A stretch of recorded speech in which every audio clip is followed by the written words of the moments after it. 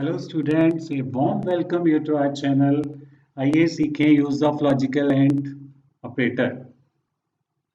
सी में एंड और not logical operator हैं। सबसे पहले हम एंड ऑपरेटर का यूज सीखेंगे। एंड ऑपरेटर कैसे कार्य करता है आइए सीखें।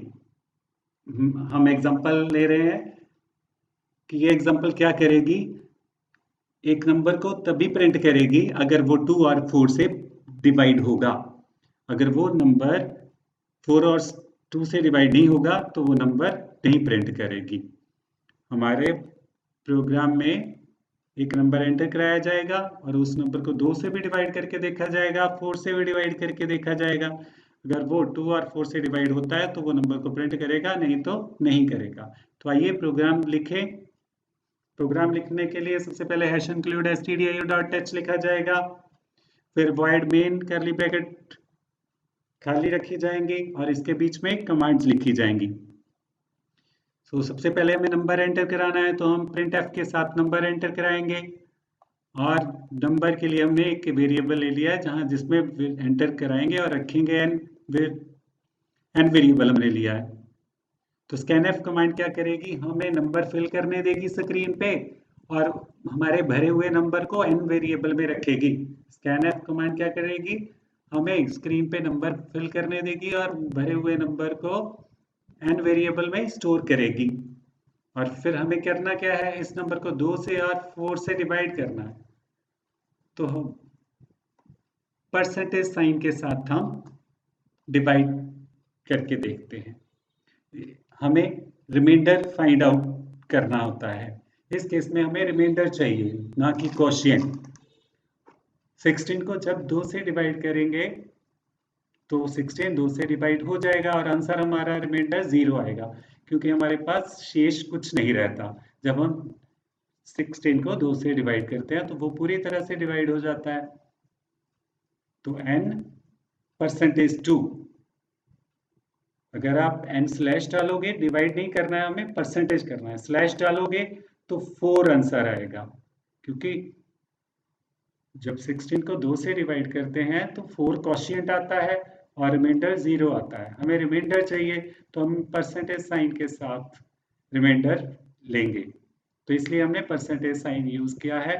एन परसेंटेज 2, एन को हमने 4 से भी डिवाइड करना है और 2 से भी डिवाइड करना है, तो इसलिए हमने 2 बार लिखा है। और पहले का आंसर 1 में स्टोर कर लिया और दूसरे 4 को के साथ रिमाइंडर ढूंढा है और वो आंसर 2 में रख लिया। और आंसर 1 आंसर 2 वेरिएबल अब हमें लिखने पड़ेंगे। तो अब इन दोनों वेरिएबल को चेक करना है। तो लॉजिकल एंड ऑपरेटर जो है, 2 चीजें चेक करनी है हमें। एंड साइन हम डालेंगे, 2 बार डालेंगे, जैसा आप इफ के साथ देख रहे हो। इफ जो है वो किसी भी वेरिएबल की वैल्यू को चेक करने के लिए इस्तेमाल किया जा सकता है।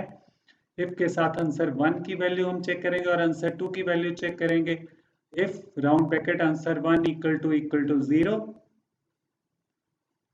एम्परसेंड 2 बार यूज करना है हमें, और आंसर 2 इक्वल टू 0। इसका मतलब अगर आंसर 1 भी हमारा, आंसर 1 वेरिएबल में भी अगर 0 होगा रखा हुआ और आंसर 2 में भी 0 रखा होगा तो मैसेज आए डिविजिबल बाय 2 एंड 4।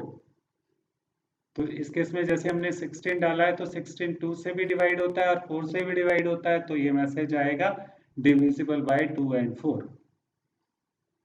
अगर हम 18 भरेंगे तो 18 वैल्यू जो है वो 2 से डिवाइड होती है बट 4 से डिवाइड नहीं होती। तो इसलिए इफ स्टेटमेंट जब कंप्यूटर चेक करेगा तो आंसर 1 में भी 0 नहीं होगा और आंसर 2 में भी 0 नहीं होगा। तो इफ जो है वो अपनी लिखी हुई कमांड को स्क्रीन पे नहीं दिखाएगा डिविजिबल बाय 2, क्योंकि इफ को हमने बोला है कि जब भी 0 आएगी आंसर 1 और आंसर 2 की वैल्यू, दोनों की वैल्यू जब 0 होगी तब ही प्रिंट करना है। अब इस केस में आंसर 1 की वैल्यू तो 0 होगी बट आंसर 2 की वैल्यू 0 नहीं होगी। तो एंड ऑपरेटर को चलने के लिए दोनों कंडीशंस सही होनी चाहिए, दोनों कंडीशन ट्रू होनी चाहिए। तो अब इस केस में हमारी आंसर 1 एंड परसेंटेज 2 की जो कंडीशन है यही ट्रू हो रही है बट दूसरी फॉल्स हो रही है, इसलिए इफ कमांड अपना काम नहीं करेगी। तो आई होप कि आपको ये अच्छे से समझ आया होगा। So have a nice time and keep on learning programming skills.